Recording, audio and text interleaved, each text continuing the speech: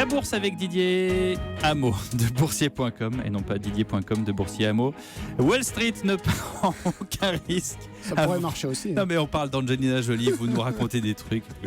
Wall Street ne prend aucun risque avant le verdict de la Banque centrale américaine attendu demain soir. Oui, Wall Street hésite autour du zéro alors que la Réserve fédérale fait durer le suspense sur le devenir de ses taux directeurs. Le verdict de la Banque centrale n'interviendra que demain soir à l'issue de la réunion monétaire de la Fed. Le Dow Jones gagne 0,05%, 18 130 points. Le Nasdaq prend 0,12%, pas grand-chose, 5 241 points. Le pétrole remonte quand même, 44,20$ le baril WTI. Mais Exxon n'en profite pas, en baisse d'1,5% et Royal Dutch cède 0,7%. Du côté des valeurs de technologie, Apple est stable, 113,57$, quasi-stabilité aussi de Microsoft, d'IBM, de Facebook, de Twitter, donc il ne se passe pas grand-chose. Sur les devises, l'euro campe aussi à 1,1160 face au dollar. La bourse de Paris a redonné un peu de terrain après son rebond d'hier. Oui, moins 0,13%, pas grand-chose, 4388 points sur le CAC 40 après son rebond effectivement d'1,4% hier. Peu de valeurs se sont distinguées à part du côté des valeurs de biotechnologie. Genfit a grimpé de 15% en réponse à l'offre de l'américain Allergan sur la société Taubira pour 1,7 milliard de dollars. Taubira. Oui, rien à voir avec la ministre, Oui. l'ancienne ministre.